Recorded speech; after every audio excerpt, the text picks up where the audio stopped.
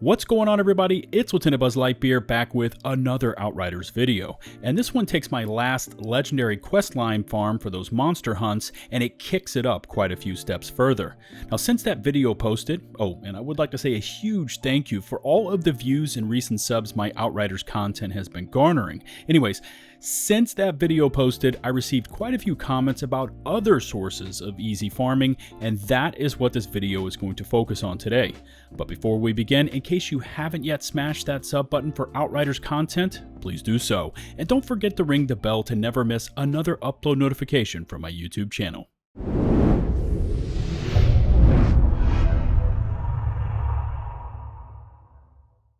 Okay, since that latest patch, there's a bit of confusion as to what loot can be had from what areas and activities, and so let's focus in on each specific farm or quest line and briefly discuss what you can get and what kind of time or effort each will take to complete, starting off with the normal quest lines. As I featured on my last Outriders Easy Legendary Farm video, the Monster Hunt questline is super easy and really pretty quick to finish up, and it normally takes me about 30 minutes. Now, in order to grab this one, you need to have first completed the questline, meaning you still can't have targets out in the map area. Fast travel to Trenchtown and run down to the bar and speak with Noah Dembele, the barkeep. Run through his dialogue options and select a new hunting season is open, reset quest. As before, there are 10 monsters that will have their icons appear next to map locations. Fast travel to those areas, travel to the areas of the map, and easily down those monsters. Now, as I explained in the last video, drop your world tier down to level 1, kill 9 of the bosses, and then raise your world tier back to its highest level before killing the final 10th monster. Now, fast travel back to Trenchtown, turn in all 10 trophies at once, and net yourself quite a few epic pieces of gear along with a guaranteed legendary drop.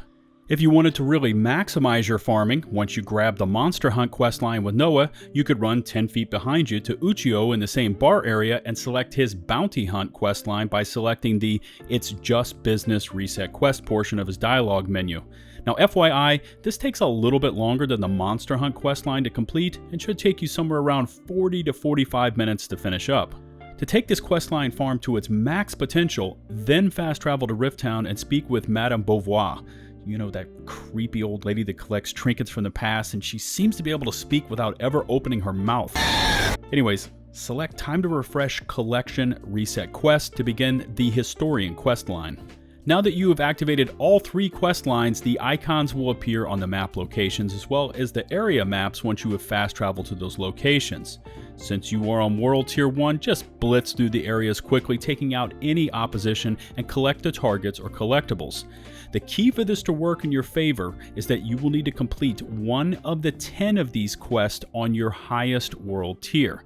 Now, what I normally do is when I arrive at the gate map point, I crank up my world tier to its max level, complete the monster hunt, bounty hunt, and historian task on this highest world tier, and then I drop my world tier back to world tier 1 and continue on through the different map points until I've completed all 10 for each of these quests.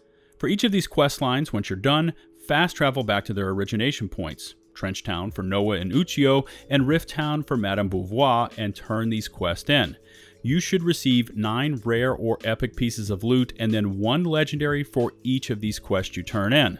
Now, I tried it out for all 3 this morning, and they may have made a secret change because the legendary items I received were only level 28. I don't know, maybe someone out there can confirm if that change has been made, but all is not lost because they are at that level, and now let me explain why. Even when the legendary items were dropping at level 42, they weren't normally something you wanted to squeeze into your build because of the way the gear level up system works. Leveling gear up to level 42 is not that difficult because it only requires titanium, which you can find all over the place, especially when you down those bosses during the quest lines. Once you want to level your gear up to level 43, it starts to require drop pod resources, and this is when it gets really pricey. So naturally, you are going to want to loot a legendary at its highest level possible to avoid these costs. So why farm these quest lines if they're just dropping lower level epics and legendaries? Well, that answer is really pretty simple. Resources and mods. A level 28 legendary features the same mods as a level 47 legendary, and this is why you want to try and farm them. grab those lower level legendaries and break them down to store those tier 3 mods permanently into your mod libraries. Then, when you have the perfect piece of high level gear you want to mod for your challenge tier attempts, you have those highest level mods already in your libraries and ready to attach to gear or weaponry. On top of the best mods in the game, when you were attempting these questline farms, you will pick up plenty of gear that you can break down for resources, of which I will speak more of later. Okay, so now we've discussed the details surrounding completing those quest lines, the resources, the materials, and those tier 3 mods. So let me next show you a really simple boss farm that can net you quick titanium and epic level loot, maybe even a legendary drop if you're lucky, and this one starts by selecting a story point and farming one specific boss over and over. If you want to do this farm, here's what you need to do. First, drop your world tier down to 12, and then select the Dunes part of the storyline, and from there select the Find the Source of the Distant Light story point to begin this farm. Now the first time you run up to this boss, you will be presented with a cutscene, which you can watch or just tab through. Now all you need to do is drop the Warlord as quickly as possible without killing the remaining soldiers. Once the Warlord is dead, he will drop rare and epic level loot along with titanium, and since you are world tier 12, this really shouldn't take you very long. Next, just grab the loot, let the remaining soldiers kill you, important that you activate an emote to prove just how much of an Outriders badass you truly are, and then respawn.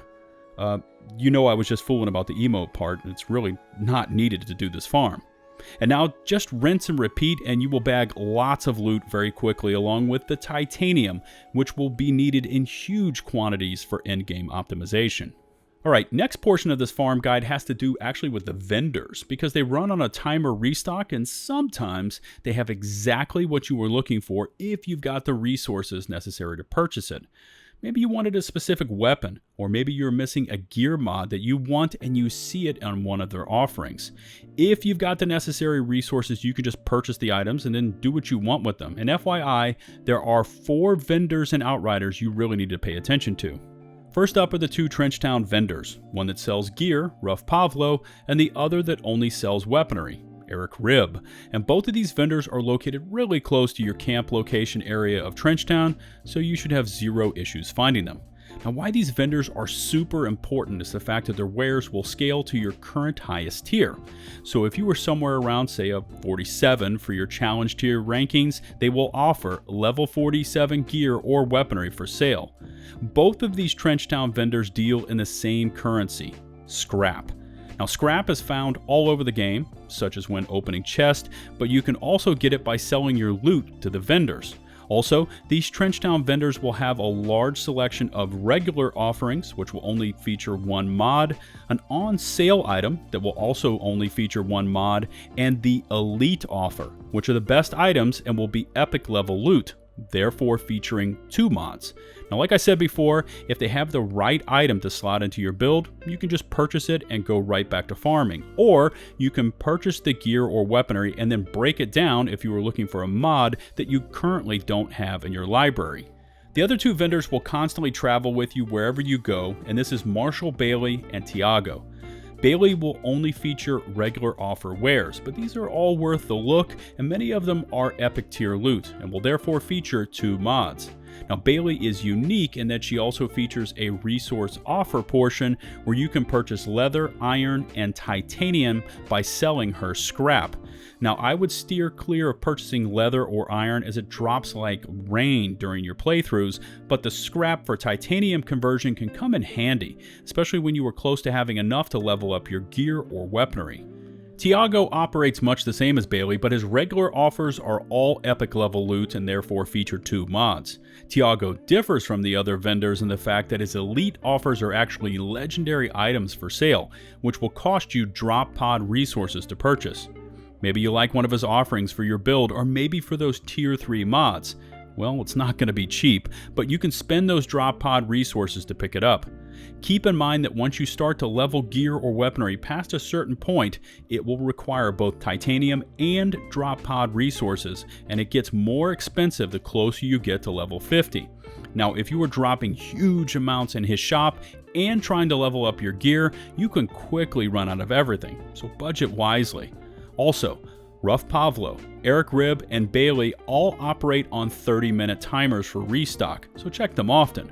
Tiago, since his shop sells the highest level gear, operates on an hour and 30-minute restock timer to give you enough time to get the necessary resources in case you see an item you want to purchase.